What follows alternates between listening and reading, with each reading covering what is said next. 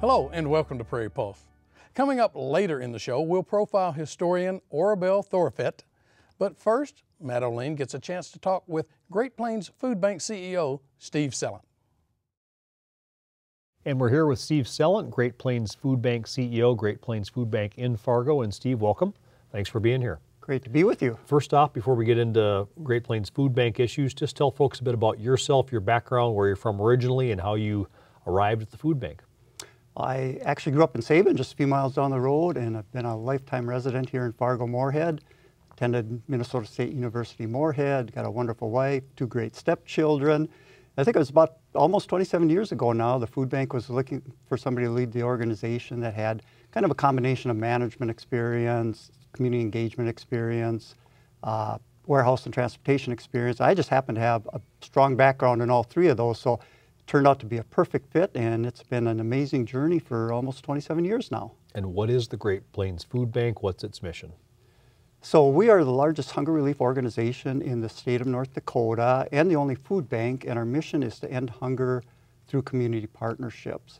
And we really do that in 2 major ways. One, we're the major provider of food supplies for a network of 215 food pantries and other charitable feeding programs in 113 communities. We provide about 75% of all the food used by every charitable feeding program in the state. And then we also operate 8 different programs focused on childhood hunger, rural hunger, senior hunger, and help out in times of disaster. Mm-hmm. And how much food is distributed per year, Steve, and where are the areas of need that you serve? So we distributed just under 11 million, food for just under 11 million meals last year. And to put that in perspective, that's enough food to feed everybody in the city of Fargo, roughly 120 residents, 1 meal a day for the next 3 months. So, we have a warehouse that can hold 53 semi-loads of food. So we're a big warehousing and transportation operation as well as a hunger relief organization. Where do you get the food from? One of the amazing things is that almost 95% of the food for those 11 million meals is donated, and the vast majority comes from hundreds of food industry partners. Everything from a potato donating, everything from a farmer donating fresh potatoes to, a pasta manufacturer giving us a load of noodles, to perishable food picking up from grocery stores, dozens of them across the state every single day. And that's just a couple examples. Mm-hmm.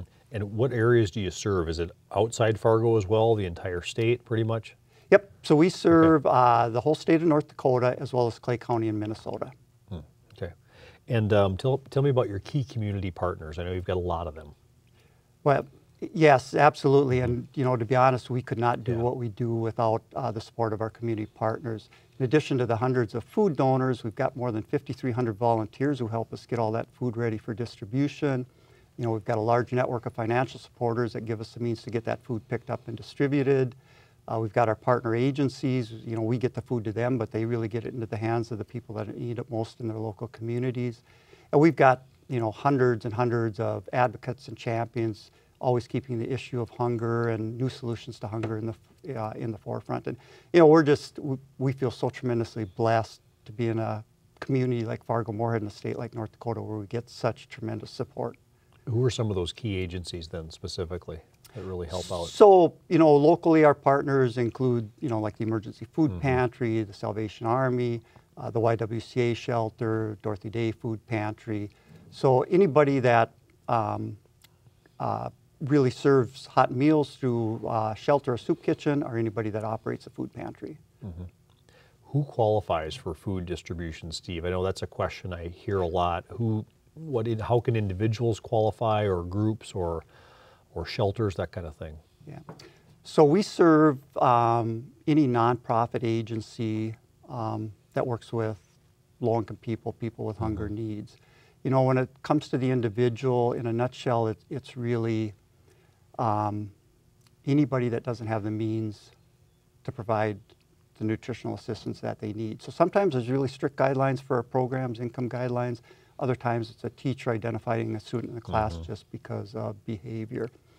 For the most part, it's an income thing. Our average household has an income of just over $12,000, and the majority of people report, actually having to sit down during the year and choosing between paying for heat, our housing, our medicine, are buying food because they simply don't have money for everything, and that's where we come in. Do you see that sometimes where you'll get reports from schools that, you know, maybe a kid is not maybe getting the food they need at home, that kind of thing?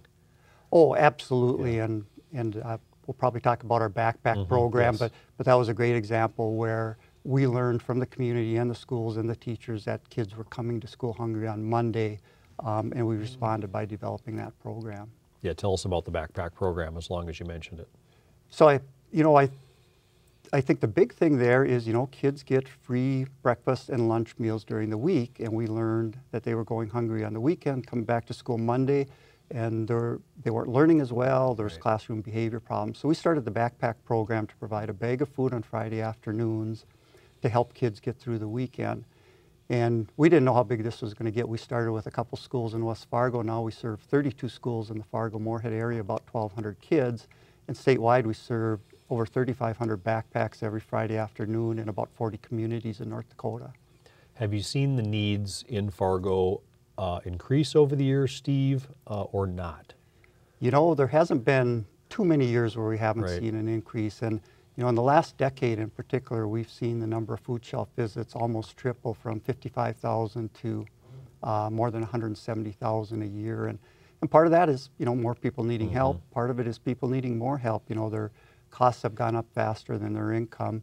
And I think a large part of it, though, has been everybody involved in the fight against hunger in our community, really trying to expand our services and our reach so we have less people that are struggling with hunger. How about around the state? Where do you see the needs greatest there, Steve? It's a lot of people think that, there'd be lesser needs in the rural areas. We did a study a couple of years ago, or a few more years ago than that, and we found out there was 29 underserved counties in our state, and almost every one was a rural county because the food assistance services just aren't available out there. So we've been working really hard on that, had some great success in turning that around. But, percentage-wise, there are more people in the urban communities that seek help, but certainly delivering services is much more challenging in the rural areas. And the greatest food insecurity rates are still on our Native American reservations, so that's an area that we put a lot of focus on. And do you find in the rural areas, Steve, it's this kind of rural poverty issue that sort of people don't realize it actually exists, but it does? I think poverty and hunger is so well hidden, in our state here in North Dakota, and people don't, just don't see that. And I didn't see that before I got into the food banking industry. But it's there, you look at our poverty rates, you look at our income rates and everything else that, to be honest, we're doing a little better than most states, and we've had some great years. But there's still over 90,000 people in our state that are turning to the Great Plains Food Bank and our services for help. 1 out of every 9 people in North Dakota and Clay County, Minnesota, and over 50% of them, are almost 50%, are children and seniors. So there's just a tremendous amount of hidden need in our state. Do you get concerned, like with the current legislative session, a lot of budget talks, the money's not coming in like it used to, and with the trickle-down impact that could have on people? Absolutely.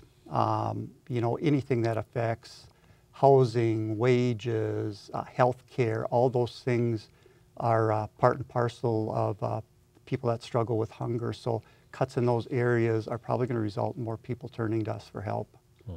And that's probably going to happen until commodity prices turn around, energy prices, that kind of thing, and the budget turns around. Absolutely, and I think, we see our population growing, so there's more need. Certainly we see a lot of the jobs being created pay fairly low wages, and that looks like that's going to be the future. So we really do expect that our needs will continue to grow in the years ahead. Can I ask you about disaster relief? Because I know you guys do swing into action when things like that happen. We haven't had a flood in a while. Yep. That's good, but talk about that too. Yeah, too many people know that, but we're in a unique position in that we can access the nation's food industry, personal care industry, and cleaning supply industry in times of disaster through our national organization, Feeding America. So after the '97 floods, we brought in over 100 semi-loads of product that we worked with the American Red Cross and Salvation Army and our partner agencies and our programs to distribute. After the Minot floods a few years ago, we brought in over 20 semi-loads of product. So we have that access to huge amounts of product that we can then work with national and local organizations to distribute. Okay, let's go through a few more of your programs. The Mobile Food Pantry, what's that? That is our take on the old bookmobile concept. And A lot of communities, especially smaller communities in the state, can't afford to have a brick and mortar food pantry, so we pack up the food boxes in our warehouse, put them on our truck, you know, go to a church parking lot or other site in that community, and then just actually distribute the boxes off the truck. We usually have the program operating in about 25 communities. I think the most amazing sight I ever saw is one time we had over 500 vehicles lined up waiting for our semi-tractor with those boxes of food on to arrive. So it's been a really well-received program, and there's certainly a lot of needs in those communities that the communities weren't able to meet, and now in partnership we're able to serve. Okay, how about the Senior Food Pack Program? That's actually a partnership between the USDA, which provides the food, the state of North Dakota, which administers us, and us at the food bank, which distribute the food. And it's food boxes tailored specifically to seniors. And often we really struggle to reach seniors because of sometimes it's pride, sometimes it's mobility, sometimes it's diet and all those other things. So this is a program where we can really tailor and meet the needs and reach seniors that our other programs don't meet. Do you find that a big need around the state, especially in smaller towns? Yeah, and it's a growing need. You know, our senior population's increasing, senior poverty is increasing. So I think you'll hear a lot more from us in the next 3-4 years as new ways to address that need. And how about the Kids Summer Feeding Program? That's kind of similar to the backpack program. Again, kids don't get those free school breakfasts and lunches in the summer. So this is in a way a program to fill in for the school lunch program during the summer months. And some schools do offer the meal program in the summer, but a lot don't. So what we do is we actually have sites in parks and at libraries and sometimes even at schools in low-income neighborhoods and just trying to make sure that those kids get some type of support through the summer as well as through the school year. And I should ask, with the kids programs, if someone thinks they will qualify for this, what is the process they should go through? Or if someone knows someone that they think will qualify, what is the first step they need to do with your organization? In terms of the being qualified, right, to receive food, right? Right. Or part of that program. Yeah, and the Kids Summer Lunch Program in particular, we just operate that in low-income neighborhoods, so any kids in those neighborhoods within specific boundaries are eligible. Our other programs really do vary just depending on the program and the guidelines, and so you know, if somebody's in need, we're going to find a way to serve them. If somebody's going hungry, we're going to put food on the table, doesn't matter what. So we just encourage people to call us, our programs, and we'll work with them to make sure that they get the help that they need. Okay, and what is SNAP, Steve? SNAP is a Supplemental Nutrition Assistance Program. It's the biggest federal nutrition program, and people wonder, well, what do we have to do with that? And you know, we did some research 7 or 8 years ago, and we found out that a lot of our people were still missing meals, going hungry because there's just not enough food to go around. And we also found out that a lot of them were eligible but not taking advantage of the SNAP program. So we partnered with the Department of Human Services for 8 or 9 years now to make sure that people in our state that are going hungry and might be, you know, getting services some places but just not enough, they're falling into a gap, know about all the eligible services and can take advantage of those. So it just makes it, you know, we talk about it'll take everybody to solve hunger, and everybody's got a role, and it just makes sense for the charitable sector and the government sector to partner and intersect where we can to make sure that we're meeting the needs of those kids, seniors, and families. You know, I'm sure there are stories out there of people taking advantage of programs, but can you talk about maybe some misunderstandings with that as well? Just that there's maybe not as much abuse going on as sometimes gets reported in the media or is spouted by various people? Yeah, and it's, you know, most of it's anecdotal, and we hear those stories as well. You know, our philosophy is we would rather have one person that's taking advantage of the program than 99 not coming to the programs because our guidelines are so strict, our bureaucracy is so big. We think it's really small. I've been doing this for 27 years. I've seen very few cases of it personally. So we do what we can. I mean, it's very important that people are donating that food to us, and it's very important that we get that into the hands of the people that need it most. But at the same time, you know, we want to be respecting people. We want to be making sure that we're helping them. And if we make it too hard for them to come, they're going to go without, and we're not going to do that. Can you talk about some of the big events you hold each year, community events, things like that? Who gets involved with that? Sure. Well, our biggest event that we run is our Chef's Gala, which brings together a lot of the top chefs in town, and they serve their most tantalizing dishes, and it's just a great evening. We run a huge pack-a-thon to kick off Hunger Action Month in September every year. But a lot of our events are run by the community. Certainly Fill the Dome, run by the students. I mean, just an amazing event. Giving Hearts Day is one of our biggest days of the year for fundraising.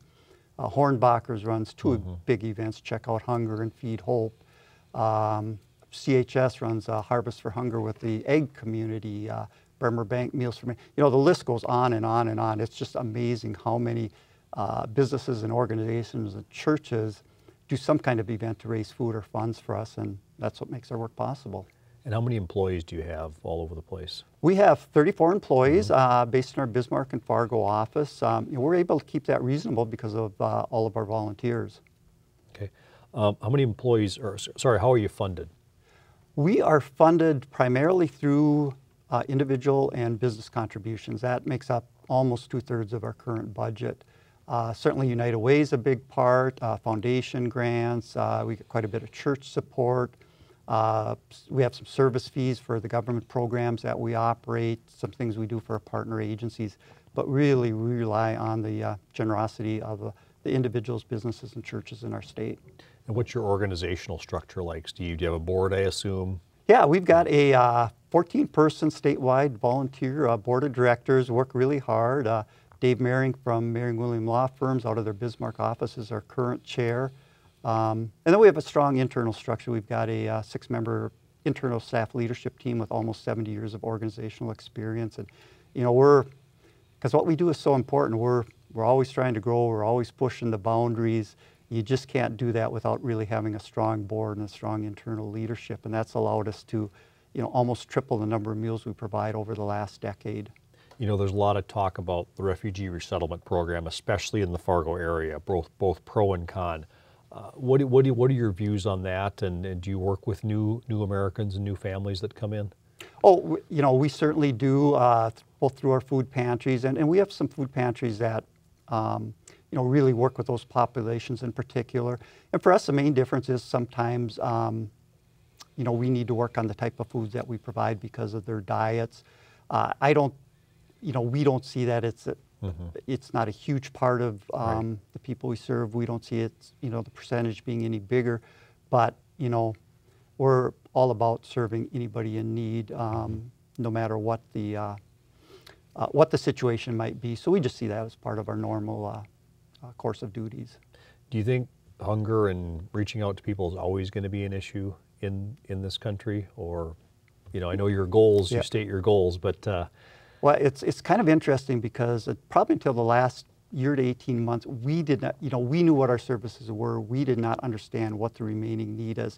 And there's been some new studies out there, and we've done a lot of work on that.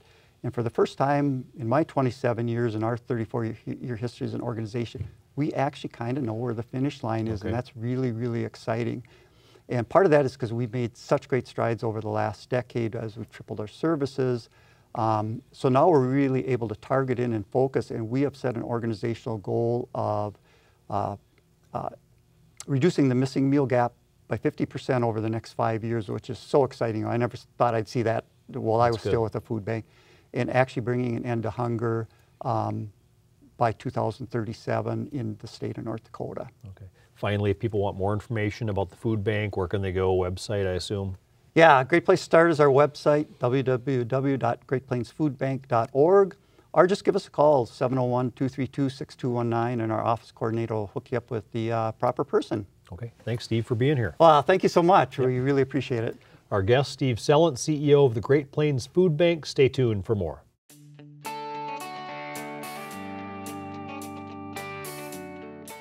In the 1930s, Clay County artist Orville Thorfett carved out a successful artistic career doing pet portraits for Minnesota Society. But it is her work documenting prairie life that is her lasting legacy.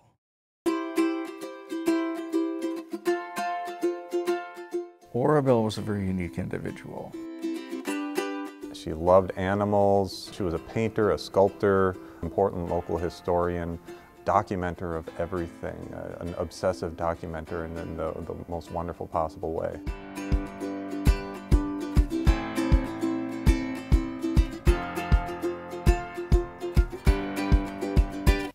Orabelle Thortvedt was born in 1896, and she died in 1983. She was the daughter and granddaughter of early Norwegian pioneers to the Red River Valley. They came up from southeastern Minnesota in 1870 before the railroad arrived, settled with a number of family friends and family members along the Buffalo River northwest of Glendon. Orabelle's family had a strong sense of hanging on to their history. The whole family has it's almost a mania for documentation, and Orabelle was particularly interested in that. From a very, very young age, apparently, was fascinated with their family's history, with their background, their trip that came from Norway to the United States, and then this extraordinary covered wagon journey from southeastern Minnesota up here to Clay County. That really informed much of her early life and her artwork as well. Orabelle wasn't above using the materials that she found right there on the farm. Right beneath this, black Red River Valley topsoil, you dig underneath that and you have clay. She and her sisters did sculptures using clay from the banks of the Buffalo River right on their farm.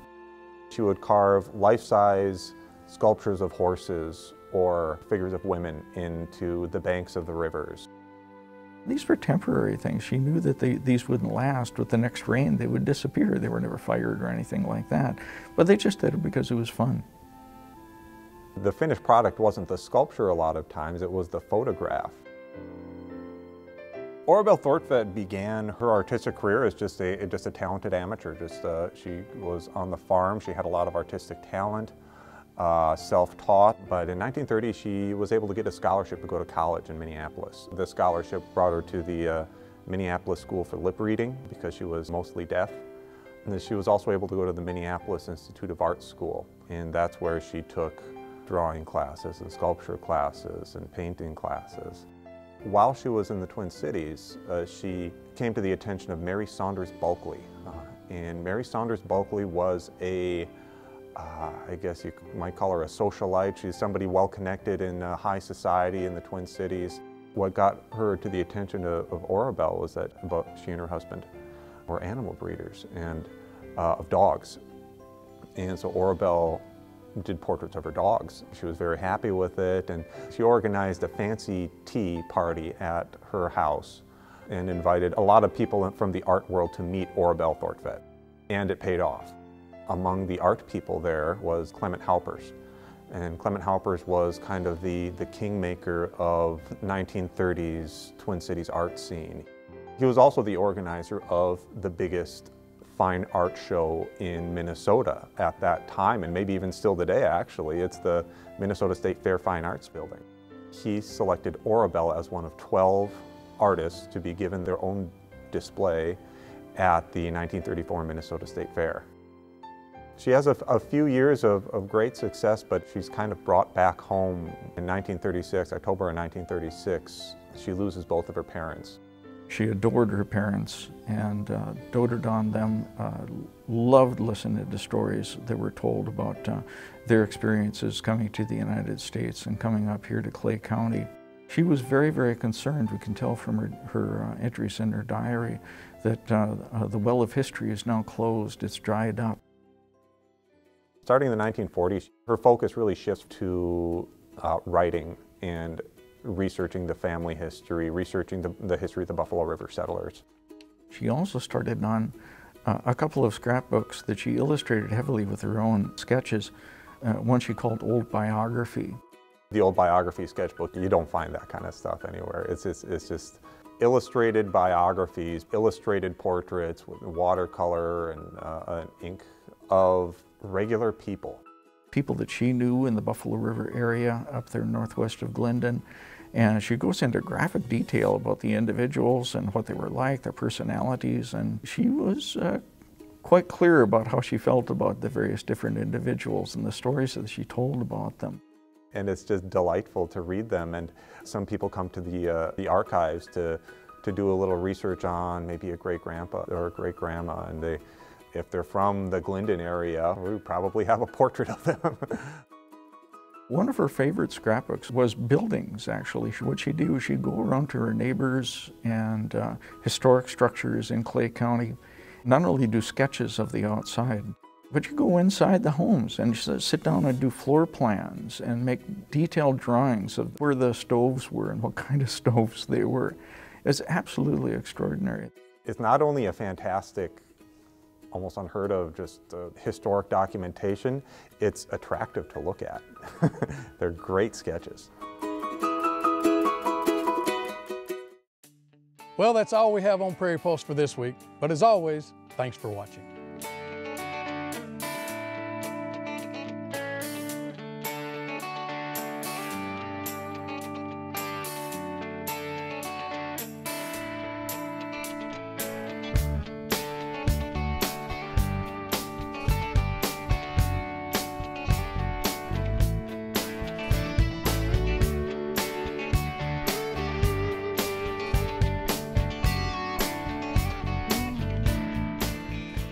Funding for Minnesota Legacy programs are provided by a grant from the Minnesota Arts and Cultural Heritage Fund, with money from the vote of the people of Minnesota on November 4th, 2008, and by the members of Prairie Public.